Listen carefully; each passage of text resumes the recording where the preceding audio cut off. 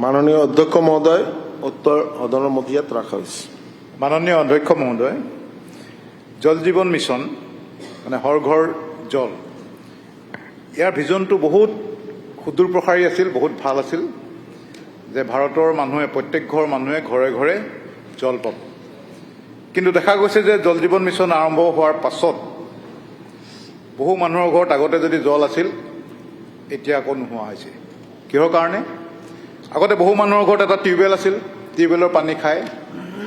তাৰ পাছত জল জীৱন মিছনৰ যোগেদি ক'ৰবাত আঁচনি এটা হ'ল, ঘৰৰ সন্মুখত এটা টেপ স্থাপন কৰিলে, মানুহ ঘৰে টিউবৱেলটো বাদ দি সেই টেপৰ পৰা পানী ল'বলৈ আৰম্ভ কৰিলে।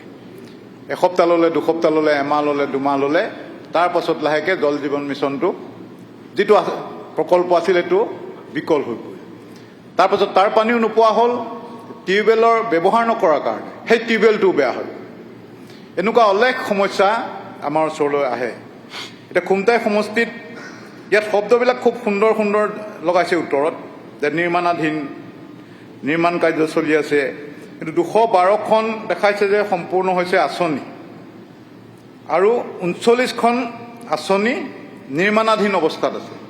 এইটো কোনো নিৰ্মাণাধীন অৱস্থাত নাই, সি সম্পূৰ্ণ বন্ধ হৈ আছে। তাত হাবি জংঘল গজি হয়তো আকৌ নতুনকৈ আৰম্ভ কৰিব লাগিব।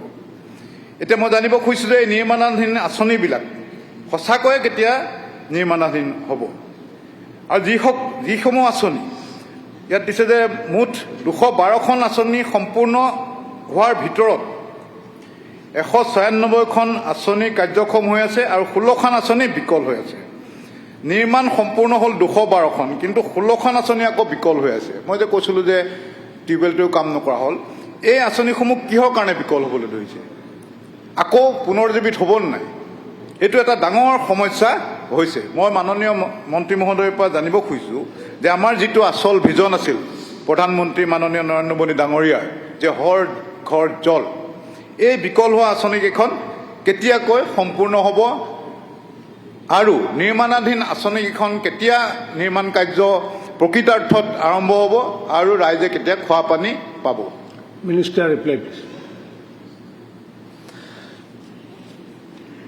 সন্মানীয় অধ্যক্ষ ডাঙৰীয়া, আমাৰ সন্মানীয় বিধায়ক মৃণাল শইকীয়া ডাঙৰীয়া মহোদয়ে যি গুৰুত্বপূৰ্ণ একটা কথা উপস্থাপন কৰিলে, যিটো আমি আমাৰ ডিপাৰ্টমেণ্টৰ ফালৰ পৰা যি তথ্য আমি দিছোঁ, তাত যে স্কিম চেংচন হৈছিলে 251, স্কিম কমপ্লিটেড JJMৰ 209, আর ফাংশনাল স্কিম আছে 191।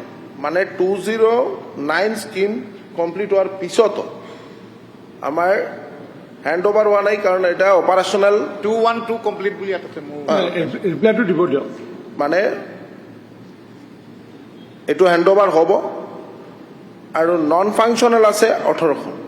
নন ফাংশনাল মানে PWD কাম কৰাৰ, যেতিয়া PWD কাম কৰে, ৰাস্তা বনাওঁতে তেওঁলোকে পাইপ মানে ভাঙি দিয়ে, বা আমাৰ ট্ৰান্সফৰ্মাৰ বিকল, বা আমাৰ ইলেক্ট্ৰিচিটি প্ৰব্লেম, লাইন কাটি দিছে, এনেকুৱা অৱস্থাত আছে। এইটো অল ডিষ্ট্ৰিক্ট কমিশনাৰ হ'ল আমাৰ চেয়াৰমেন, আৰু আমি ভাবিছোঁ যে আমি মাননীয় সন্মানীয় বিধায়ক মহোদয়ক আমি ৰিকুৱেষ্ট কৰিম, কোনটো স্কিম আপুনি বিকল আছে, আমি আপোনাৰ হাতত এটা তথ্য উইদিন এ উইক আমি আপোনাৰ হাতত দিম, আৰু আপুনিও অলপ ভেৰিফাই কৰিব। ভেৰিফাই কৰি আমাৰ এই ৰিপৰ্টখিনি আমাক জমা দিলে আমি তাৰ ওপৰত মানে আমি এইটোৰ একশ্যন ল'ম, আৰু আফটাৰ এছেম্বলি আমি নিজে খুমটাই সমষ্টিত যাম, আৰু যদি কোনোবা স্কিম অধৰুৱা হৈ আছে, এইটো খুব সোনকালে যাতে সম্পন্ন হয় তাৰ কাৰণে ব্যৱস্থা হাতত লোৱা হ'ব। খুমটাইত যাব তেখেতে। কৈছিল মাননীয় অধ্যক্ষ মহোদয়, আমাৰ জৰীপ হওঁতে বহু গাঁও সেই জৰীপৰ ভিতৰত নপৰিছিল।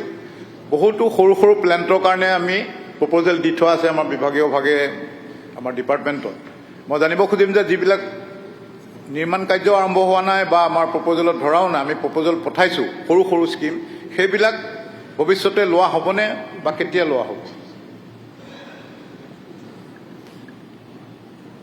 সন্মানীয় অধ্যক্ষ ডাঙৰীয়া, আমি আপোনাৰ জৰিয়তে জনাব বিচাৰিছোঁ যে JJM2 উদ্দেশ্যটোই হৈছে যে আইচলেটেড ভিলেজ য'ত য'ত আমি 20টা 25টা পৰিয়াল তেওঁলোকক আমি খোৱা পানী যোগান ধৰিব পৰা নাই তেওঁলোকক যাতে আমি JJM2ৰ জৰিয়তে তেওঁলোকৰ ঘৰলৈকে আমি পানী যোগান ধৰিব পাৰোঁ তাৰ কাৰণে আমি ব্যৱস্থা ল'ম আৰু আপুনিও আমাক দি দিব লিষ্টখন যে ক'ত ক'ত আপোনাৰ মানে পানী গৈ পোৱা নাই তাৰ কাৰণে আমাৰ ডিপাৰ্টমেণ্টৰ ফালৰ পৰা আমি ব্যৱস্থা ল'ম কাৰণ JJM2